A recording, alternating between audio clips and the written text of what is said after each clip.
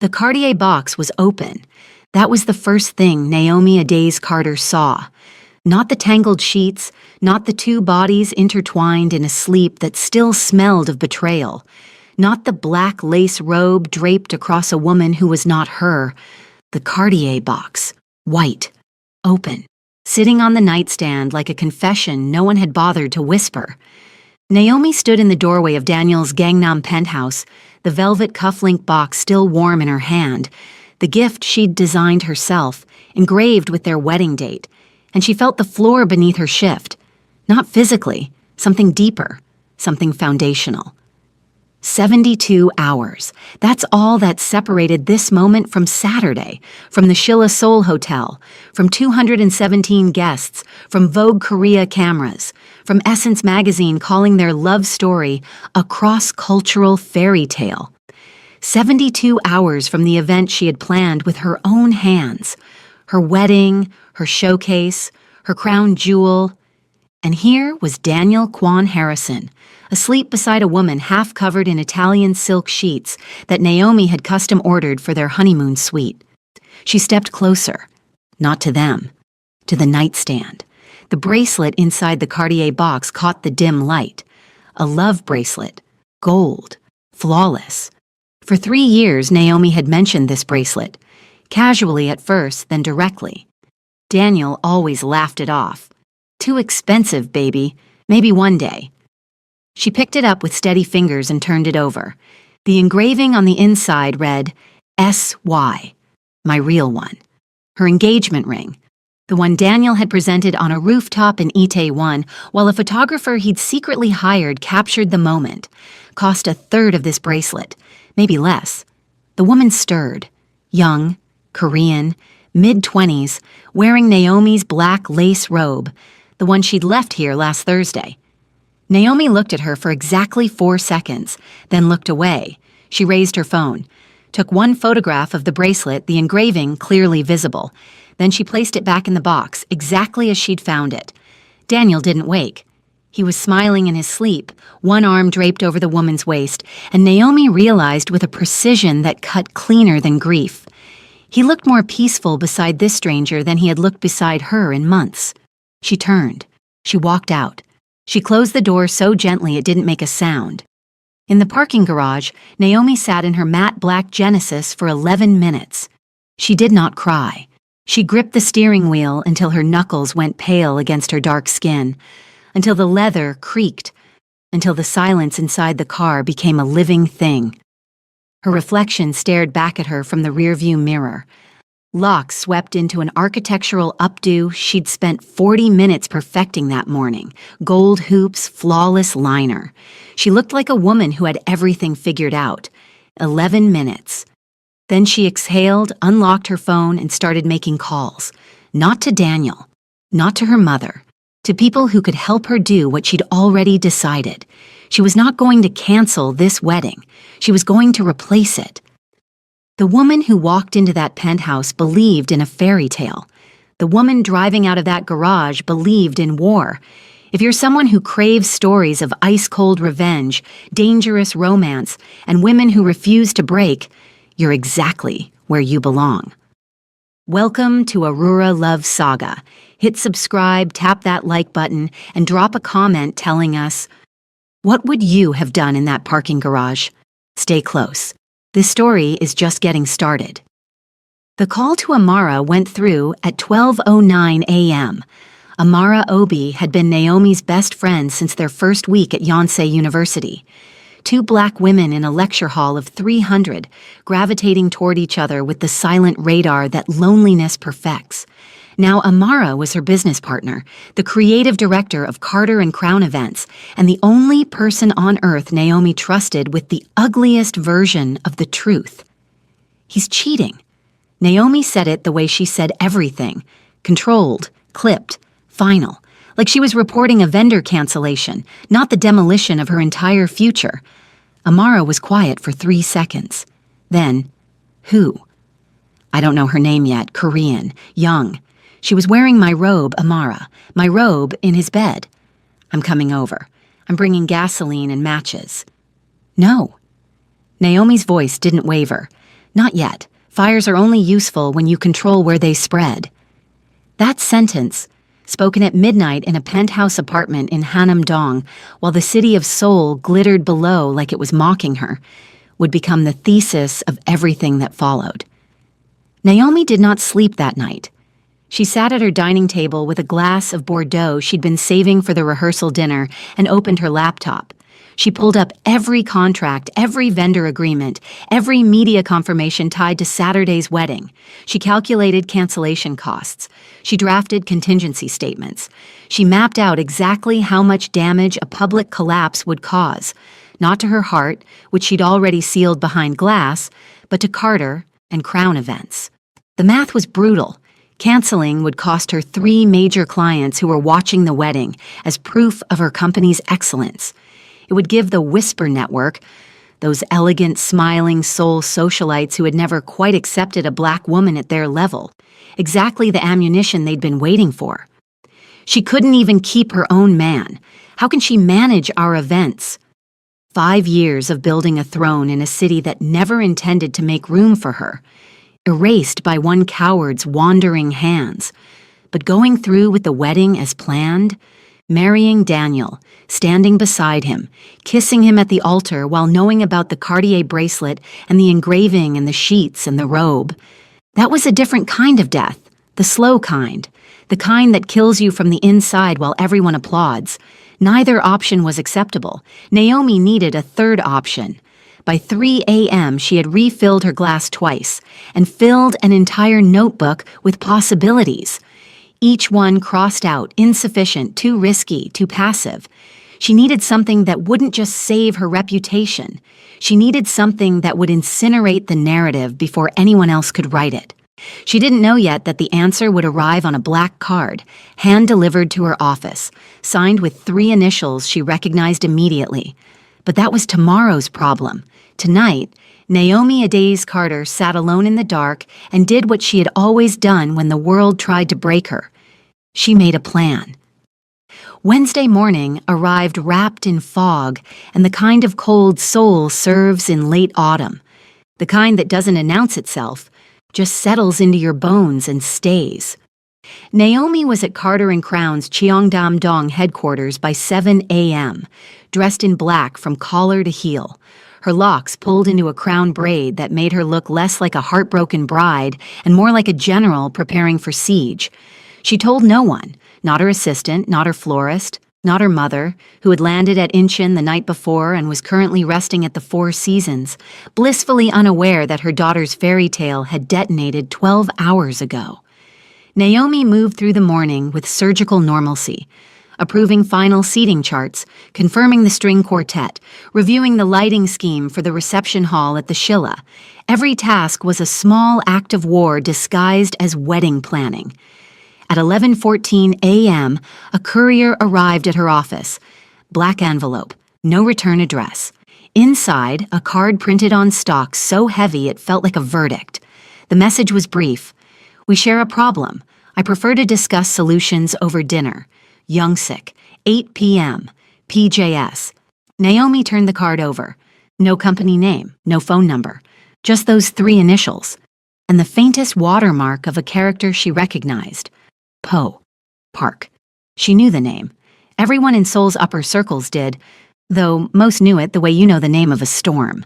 Park Jae-shin, CEO of Shinwon Group on paper, head of the Park organization in every room that mattered, the man they called the Gentleman Wolf. Because he'd shake your hand with one and sign your ruin with the other, and you'd thank him for both. Naomi should have been afraid. A summons from a man like that, 48 hours before her world was set to publicly implode, should have sent her running. Instead, she placed the card in her desk drawer, locked it, and told her assistant to cancel her evening appointments. She was going to dinner. Youngsik at 8 p.m. was a cathedral of restraint. Low light, dark wood, the quiet percussion of expensive tableware. The private room in the back seated 12 but held only 2 that evening. Naomi arrived first, deliberately. She chose the chair facing the door. She ordered sparkling water with lemon. She did not touch the menu. Park Jae-shin entered at 8:02. Not late enough to be rude, not early enough to seem eager. He was taller than she expected. Black suit, no tie, the collar of his shirt open just enough to suggest he answered to no one's dress code. His face was composed with the kind of stillness that comes from years of making people wait for his reactions. Sharp jaw, dark eyes that cataloged everything and revealed nothing. A thin scar traced the skin just below his left ear, the only evidence that someone once had tried to kill him and failed. Two men flanked him at a distance. Security. They stopped at the door. Jay Shin sat across from her without greeting. He studied her for a long moment, the way you study a document before deciding whether to sign or shred it. "You're calmer than I expected," he said. His Korean-accented English was precise, almost musical in its control. "You expected hysteria?" Naomi replied. "I expected a woman 3 days from her wedding who just discovered her fiancé in bed with my sister to be less composed." The word landed between them like a grenade pin. Sister. So that's who the woman was. Park Soo-yeon, the youngest child of the late Park Jong-woo, the beloved sister of the most dangerous man in Seoul. Naomi didn't flinch. She filed the information, recalculated, and adjusted her entire strategy in the space of a single breath. "Your sister isn't my problem," she said. "She's about to become everyone's problem if this wedding collapses publicly and some ambitious reporter connects her name to mine. Then it sounds like you need this handled as quietly as I do." Jay Shin's eyes narrowed. Not in anger, in reassessment. This was not the conversation he had prepared for. He'd come expecting tears, perhaps threats, certainly a woman he could manage with money or intimidation. He'd brought a checkbook approach to a chess match. "I can make this disappear," he said. "Financially, the cancellation costs, the public narrative, your company's exposure, all of it. Name your number." "I don't have a number." "Everyone has a number." Naomi leaned forward.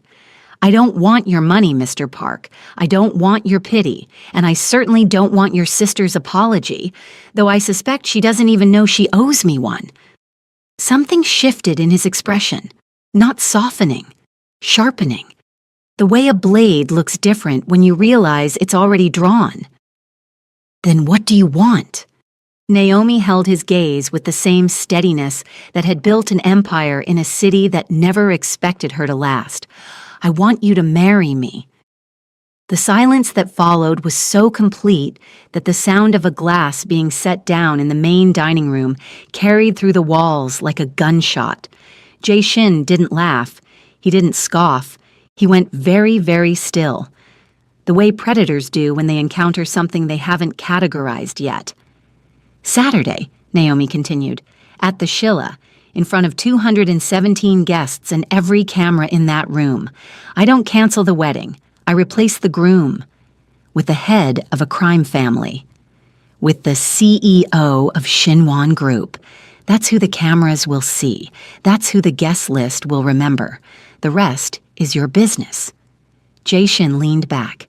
His fingers rested on the edge of the table, long, precise.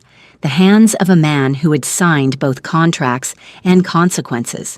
"You're either insane," he said slowly, "or brilliant." I've been told they're the same thing. And then something happened that his bodyguard, standing 6 meters away on the other side of the door, later told his wife about in a voice still tinged with disbelief. Park Jae-shin smiled. Not the performative smile he wore at fundraisers, not the cold arrangement of features he offered to rivals across negotiating tables. A real smile, brief, startled out of him like a confession he hadn't meant to make. It was the first genuine smile anyone had seen from him in 2 years. "Tell me your terms," he said. They negotiated until 3 a.m. in Jay Shin's private office on the 42nd floor of Shinwon Tower. The city sprawled below them, Namsan Tower glowing in the distance, the Han River cutting Seoul in half like a scar the city had learned to call beautiful. Naomi had come prepared. She'd spent the small hours of that morning not just grieving her future, but architecting a new one. And she laid it out with the precision of a woman who'd built a company on the back of flawless execution. 12 months. A public marriage, legally binding, socially unimpeachable. Shared appearances twice per month, galas, openings, the kind of events where cameras gathered and reputations were minted, a shared penthouse for appearances, separate bedrooms behind closed doors. Naomi retained full operational control of Carter and Crown events. In exchange, Jay Shin's Shinwan Group would provide financial backing for her planned expansion into luxury hospitality, a move she'd been strategizing for over a year but lacked the capital to execute alone. For Jay Shin, the terms were equally strategic. A legitimate, beautiful, accomplished wife gave Shinwan Group a public face that would deflect attention from the park organization's less visible operations. It buried the potential scandal of his sister's affair beneath a much louder, much more glamorous headline, and it sent a message to every rival family monitoring his movements. The gentleman wolf wasn't just powerful in the shadows anymore. He had daylight credibility now, and he wore it like armor. His lawyers reviewed every clause. Naomi's attorney, summoned at midnight via a call that began with, "I need you to not ask questions for the next 6 hours," reviewed them twice. The exit clause was clean. After 12 months, either party could dissolve the marriage with a pre-written public statement, emphasizing mutual respect and private differences. No financial penalties, no smear campaigns, a gentleman's end to a gentleman's agreement. At 2:47 a.m., the final draft was printed. Naomi signed first. Her hand was steady. Her signature was sharp. The same one that graced contracts worth hundreds of millions of won. The same one that had built Carter and Crown from a one-woman operation in a Mapo-gu studio apartment to the most coveted event firm in Seoul. Jay Shin signed second. When he reached for the pen, his fingers brushed hers. It lasted less than a second, a graze of skin so brief it shouldn't have registered at all. Neither acknowledged it. Both felt it. "One more thing," Naomi said as she gathered her copy of the contract. "Daniel will be at the wedding. He's expecting to stand at that altar." "I know. I want him to watch." Jay Shin studied her. "You want him to see you choose someone else in front of everyone he was trying to impress. I want him to understand that he was never irreplaceable. I want that understanding to happen publicly, permanently, and in a room full of people he spent years performing for." The corner of Jay Shin's mouth twitched. "You're not interested in breaking his heart." "His heart was never the valuable part. I'm interested in breaking his image. That's the only thing men like Daniel actually love." Jay Shin stood. He buttoned his jacket with the automatic precision of a man who'd been wearing armor, literal and figurative, since before most people learned to tie their shoes. "Then we'll give him a front row seat." Thursday was a masterpiece of psychological warfare, and Daniel didn't even know the battlefield existed. Naomi ghosted him completely. His calls went to voicemail. Not declined, not blocked, simply unanswered, which was worse. A declined call is a door slammed. An unanswered call is a door that might be locked or might just be stuck, and the uncertainty ate at him like acid. He texted 14 times. The messages escalated in tone from casual. "Hey babe, just checking in, can't wait for Saturday," to confused. "Everything okay? You seem off," to anxious. "Naomi, call me back, please." She read none of them.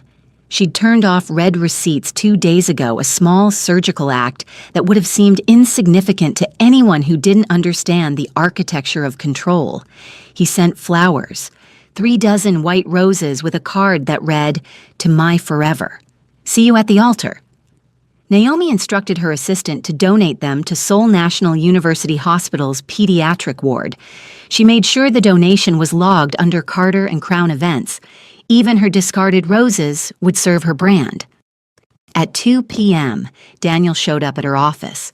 Naomi was, according to her receptionist, in back-to-back meetings through the evening. In reality, she was on the 42nd floor of Shinwan Tower, standing in Jay Shin's private fitting room while a tailor, summoned with the kind of urgency that only park money could command, adjusted the measurements of a black 3-piece suit that would be ready by Saturday morning. Jay Shin stood on a low platform, arms extended, while the tailor worked. Naomi sat in a leather chair nearby, legs crossed, reviewing the revised ceremony timeline on her tablet.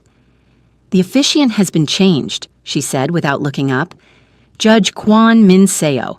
He owed your family a favor, according to your people." "He owed my father a favor.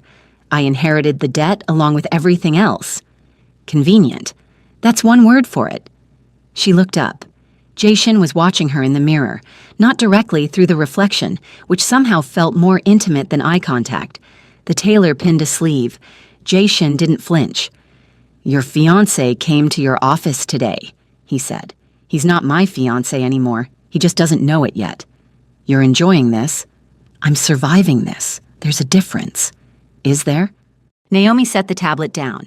"When I was 23, I arrived in Seoul with 2 suitcases and a scholarship I'd applied to 6 times before they accepted me. I didn't speak Korean. I didn't know anyone.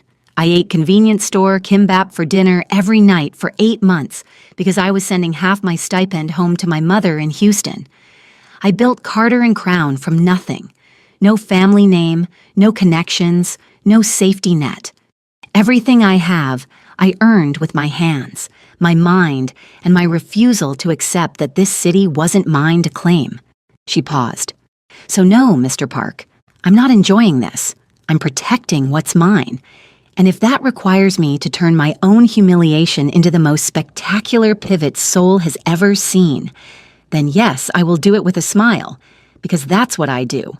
I make impossible things look effortless." Jay-shin was quiet for a moment. The tailor finished a seam. The room held its breath. "Jay-shin," he said. "Excuse me?"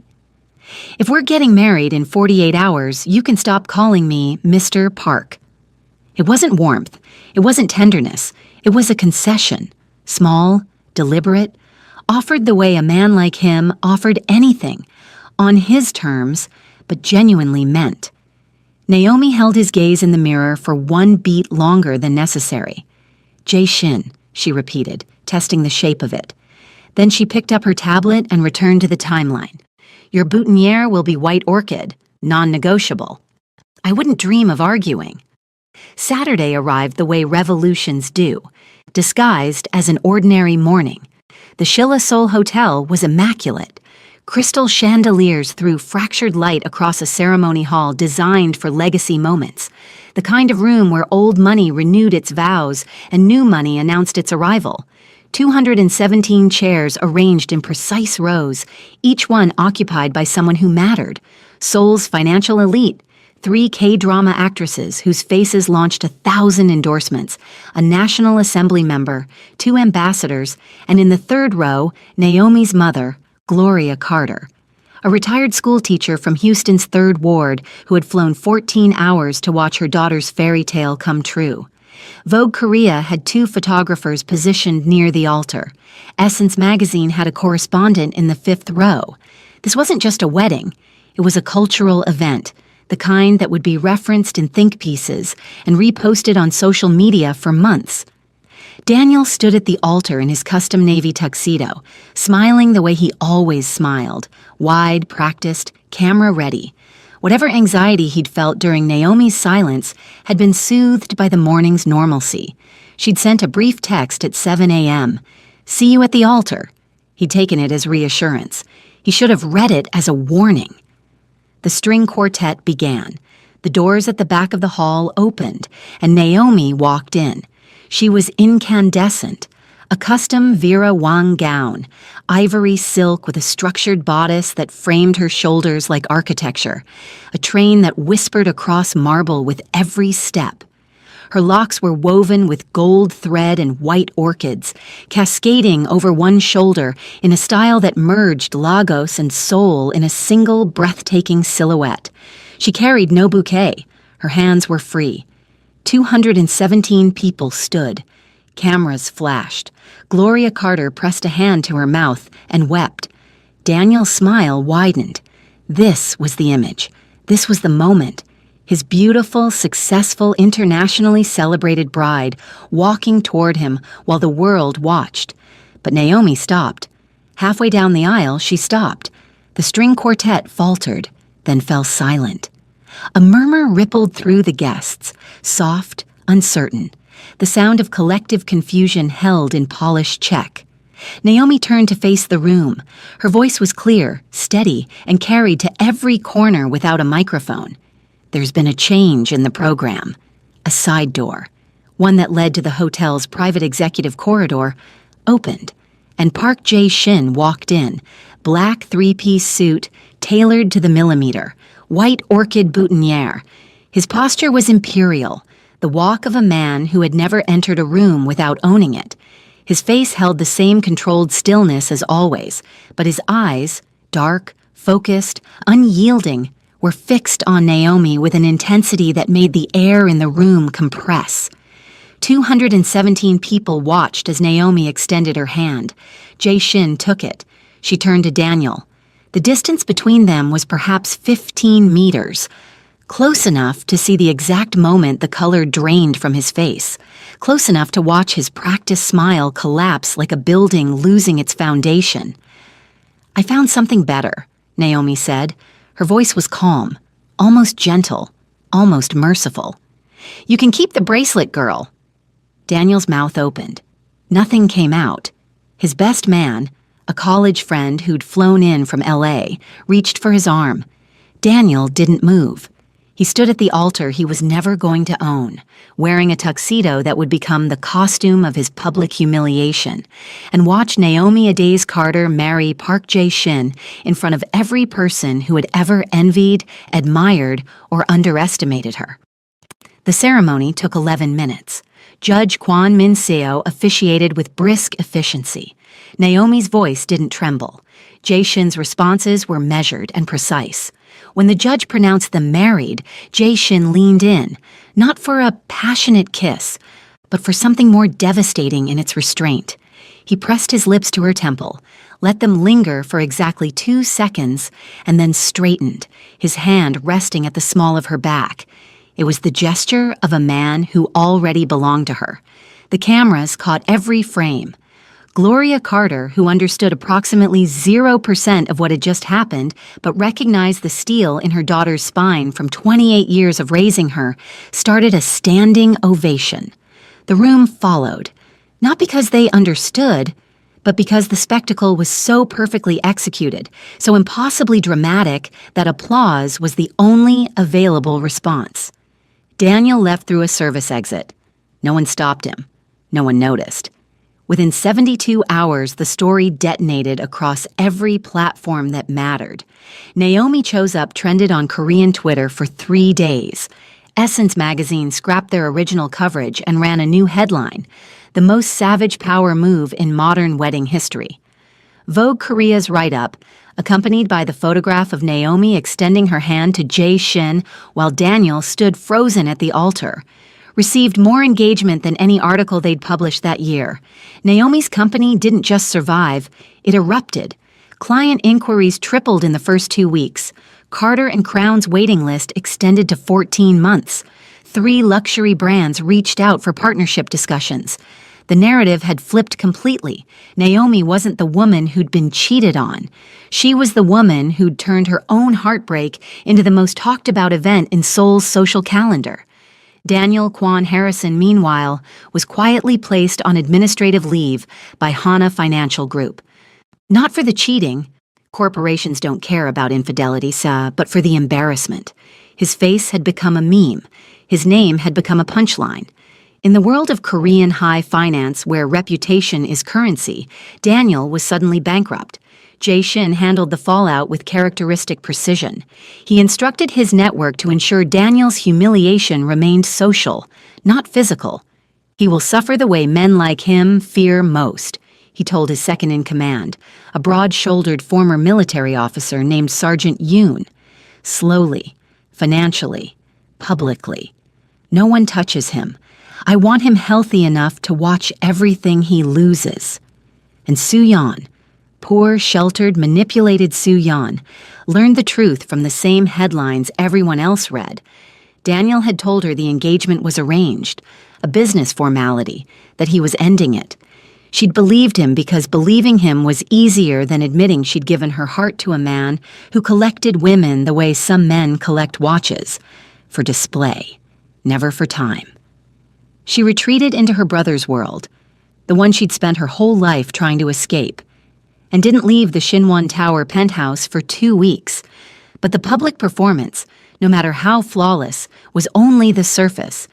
Behind the penthouse doors, the contract marriage was exactly what it was supposed to be. Transactional, boundaried, and emotionally sealed. Separate bedrooms, coordinated schedules, appearances calibrated to the minute. Naomi and Jae-shin moved through their shared life like two chess players sharing a board, aware of each other's every move, never crossing the invisible line drawn down the center. Except the line was getting harder to see. It started with small things. Jae-shin noticed that Naomi drank her coffee black but added honey when she was stressed. And one morning, without comment, a jar of raw Nigerian honey appeared in the kitchen. Naomi noticed that Jae-shin read classical Korean poetry before bed, volumes worn soft from years of handling, and she never interrupted him, but she started leaving the living room light on so he wouldn't read in the dark. They didn't discuss these things. They didn't name them. But the architecture of their arrangement was developing rooms neither of them had blueprinted. At gallery openings, Jae-shin's hand found the small of her back with a consistency that had stopped feeling performative.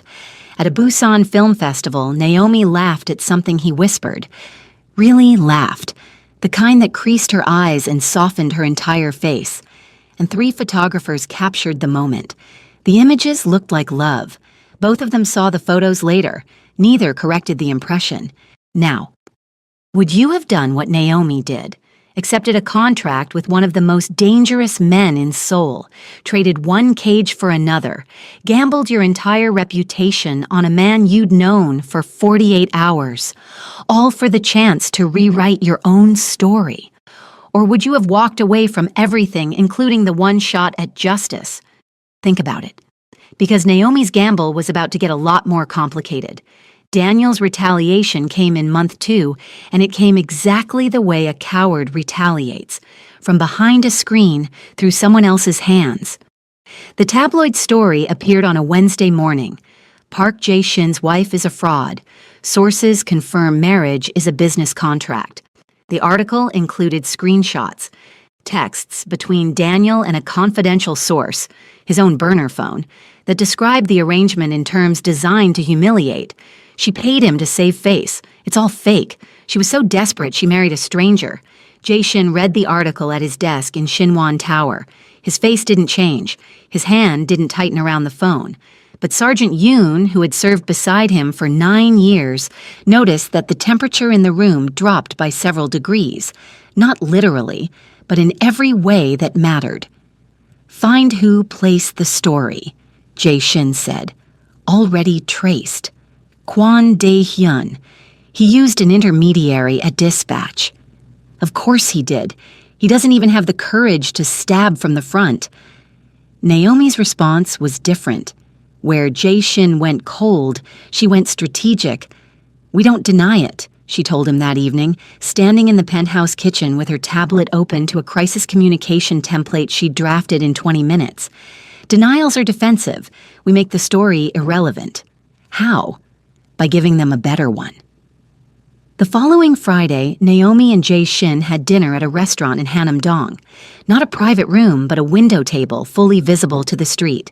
She wore a red dress that Seoul would remember. He wore black, as always. What happened during that dinner was entirely, genuinely unscripted. He said something about the first time his father took him to Bukchon Hanok village as a child, and how the old houses made him feel like time was something you could hold in your hands. And Naomi looked at him with an expression that had nothing to do with strategy. A photographer, positioned by Amara with the casual precision of a woman who understood optics, captured 4 images. Jae-shin brushing a lock from Naomi's face. Naomi laughing, her hand resting on his forearm. His head tilted toward hers, close enough to share secrets. His hand on the small of her back as they left. The photos went viral by Saturday morning.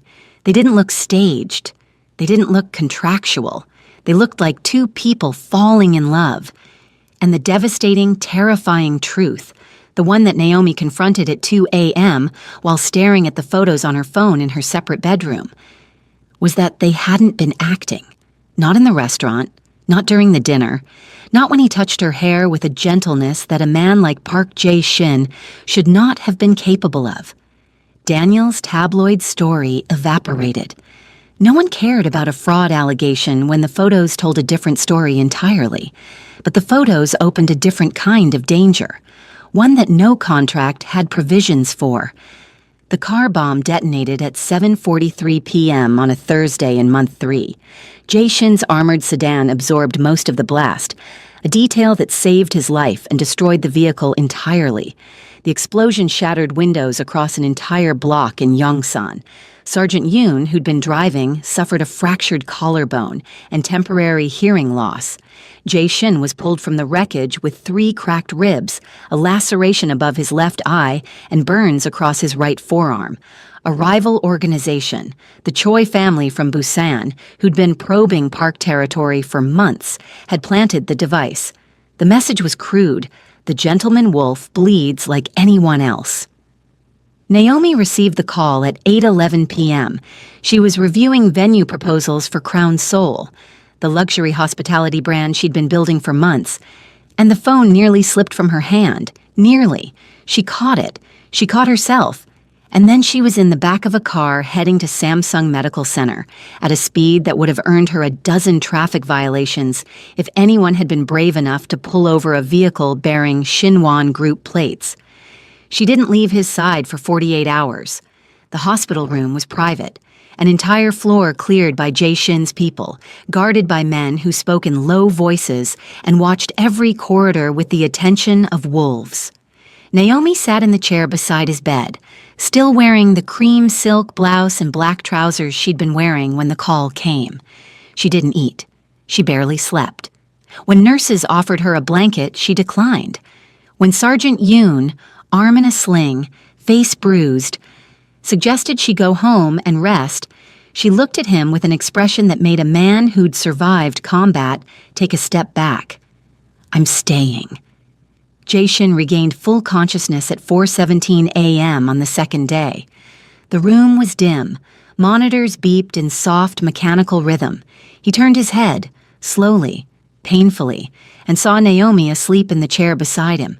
Her locks had come loose from their pins. Her blouse was wrinkled. Her hand was resting on the edge of his bed, fingers half open, as if she'd fallen asleep reaching for him. He didn't wake her. He watched her breathe for several minutes, cataloging the details with the same precision he applied to everything. The curve of her jaw, the way her lashes rested against her cheekbones, the small furrow between her brows that suggested she was worried even in sleep. Then he reached out and placed his hand over hers. She woke instantly. Their eyes met. Neither spoke. The monitors beeped. Seoul hummed beyond the window. She didn't pull her hand away. He didn't let go. It was the quietest and loudest moment of either of their lives. Later that week, alone with Sergeant Yoon in the hospital corridor, Jae-shin gave an order that the older man would remember for the rest of his career. "If anything happens to me, if this happens again and the outcome is different, you protect her first, before the business, before the family, before the name. Sir, her. First." Yoon nodded. He didn't ask questions. He understood, with the clarity of a man who had watched his boss live behind walls for a decade, that those walls had just developed a door, and the woman on the other side of it wasn't trying to break through. She had simply sat down and waited, and the walls had moved on their own. Soo-yeon came to Naomi on a rainy Tuesday in month 4. She arrived alone.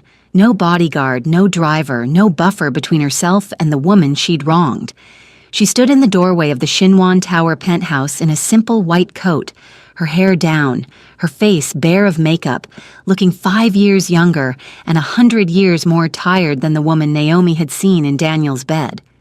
"I didn't come to make excuses," Soo-yeon said. Her Korean accent softened her English into something almost musical. I came to tell you the truth and let you do whatever you want with it. Naomi let her in.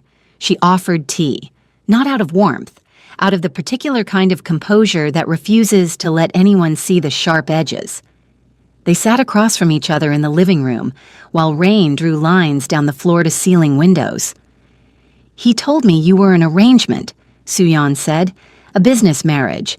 He said he was ending it, that you both knew it wasn't real. He said," she stopped, swallowed. "He said you were nothing." The word hung in the air between them.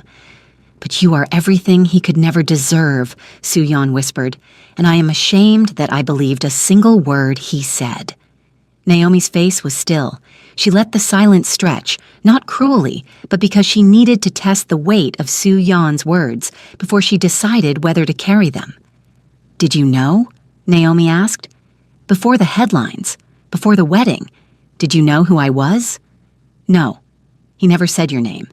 He kept us in separate worlds so perfectly that I didn't even know you existed as a real person until I saw your face on every screen in Seoul." Soo-yeon's eyes filled. "I'm not asking you to forgive me. I'm asking you to believe that I would never have chosen this if I'd known." Naomi studied her, this young woman who had been sheltered from her family's violence only to walk directly into a different kind of cruelty.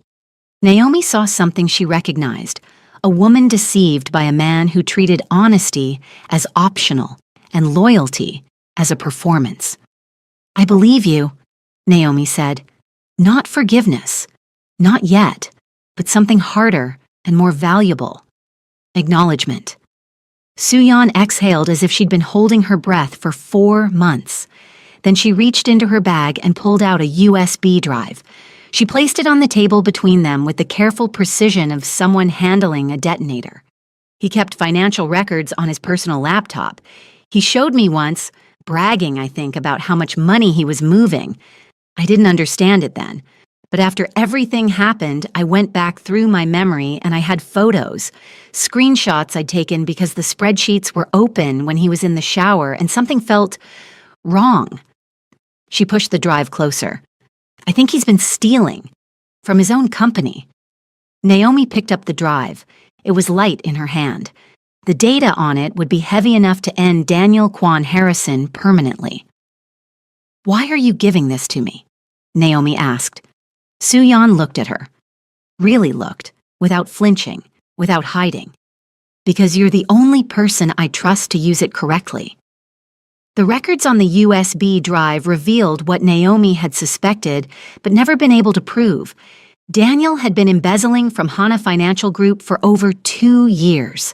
Shell accounts, forged authorization codes, funds rerouted through intermediaries in Singapore and Hong Kong. The total amount exceeded 4.2 billion won. Enough to trigger a criminal investigation, enough to end a career, enough to dismantle every last brick of the image Daniel had spent his life constructing. Naomi and Jae-shin didn't rush. They were patient the way architects are patient, because they understood that the structure of someone's destruction matters as much as the destruction itself. The records were verified through Jae-shin's financial contacts, quietly, thoroughly, beyond legal contestation. Then they were delivered to the Financial Supervisory Service through a channel that could never be traced back to either of them. Daniel was arrested on a Monday morning at 9:14 a.m. in the glass-walled conference room of Hana Financial Group's headquarters, in full view of his colleagues. The officers were polite. The handcuffs were not. His assets were frozen within the hour. His family, the Kwon Harrisons of L.A., who had built their reputation on respectability and social performance, issued a public statement distancing themselves from their son before the evening news cycle. He didn't go quietly. He tried to name Naomi. He tried to connect Jae-shin to the leak, but the evidence was airtight. The source was invisible, and the only person who could have testified about the USB drive, Soo-yeon, was already volunteering 3 days a week at a women's crisis center in Mapo-gu, building a life so different from her past that no one thought to ask her anything at all. The reckoning was complete. Not through violence, not through spectacle, through systems. The same systems Daniel had gamed for years turned back on him with the patient precision of two people who understood that the most devastating revenge is the kind that looks like justice.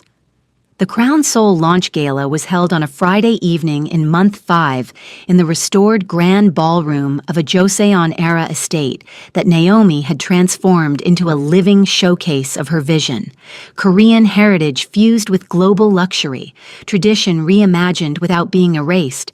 The guest list was 300. The press coverage was international. The champagne was French. The flowers were Nigerian tuberose, Naomi's mother's favorite, flown in for the occasion.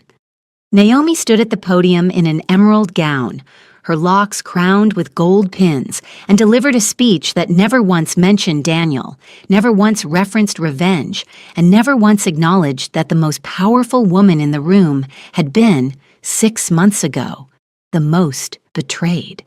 She spoke about legacy, about building something that outlasts the people who tried to diminish you, about the arrogance of anyone who believes they can write the ending of someone else's story. Jae-shin sat in the front row. He didn't clap the loudest. He didn't need to. He watched her with an expression that his people had never seen before. Not pride of ownership, not strategic satisfaction, but the raw, unguarded admiration of a man who had spent his entire adult life in rooms full of powerful people, and had never, until now, seen anyone wield power with such grace. Naomi caught his eye from the podium. She didn't falter. She didn't smile. She held his gaze for one beat, a private moment inside a public triumph. And then she continued speaking, and the room belonged to her. Later that night, they stood on the rooftop of Shinwon Tower. The gala was over. The guests had gone. The city unfolded below them in 10 million points of light. Gangnam's electric pulse, the ancient curve of Bukchon's rooftops, Namsan Tower glowing like a lighthouse for a city that never slept. Jae-shin stood at the glass railing, his jacket off, his sleeves rolled to the elbow. The most undone Naomi had ever seen him. The scar below his left ear was visible in the moonlight. The burns on his forearm from the car bomb had healed into raised lines that he didn't bother to hide. "The contract ends in 6 months," he said. His voice was quiet, not cold, stripped. The voice of a man speaking without armor for the first time in a decade. "You'll be free to walk away. Clean narrative, no complications. Everything we agreed to." Naomi leaned against the railing beside him. The wind caught her locks. The city breathed below. "What if I don't want to walk away?" He turned to her. The stillness on his face was different now, not the controlled blankness of a man hiding everything, but the fragile stillness of a man risking everything. "Then I should tell you," he said, "that I stopped pretending 3 months ago." Naomi looked at him, at this man who had built an empire on silence and fear and precision, who had offered her a contract and received something neither of them had negotiated for, who had placed his hand over hers in a hospital room and rewritten every wall he'd ever built. She smiled, not the sharp, strategic smile that Seoul knew, not the practiced elegance she wore like couture, a real smile, soft, open, luminous, with the kind of vulnerability that only the truly strong can afford. "So did I." He stepped closer. She didn't step back. The distance between them became the kind of small that contains entire futures. And then his hand found her face, his thumb tracing the line of her cheekbone, and she leaned into his touch with the quiet certainty of a woman who had finally stopped running. They didn't kiss, not yet. Some moments are too significant for urgency.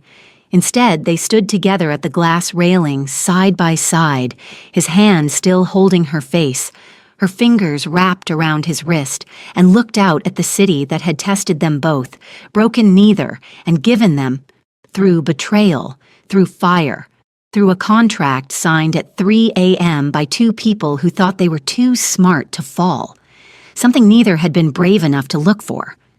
Seoul glittered below them like a promise kept. Naomi Adaz Carter had walked into a Gangnam penthouse 6 months ago and found her future in ruins. She had walked out of that parking garage with 11 minutes of rage compressed into a diamond of absolute resolve.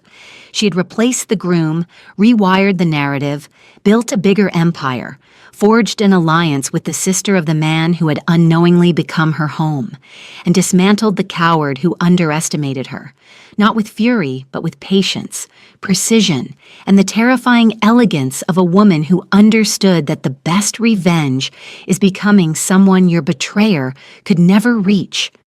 She didn't get revenge and love. She got sovereignty. She got a man who saw her strength not as a threat, but as the very thing he'd been missing. She got a life she authored herself, in a city that never planned to make room for her, in a story that no one else would ever hold the pen to again.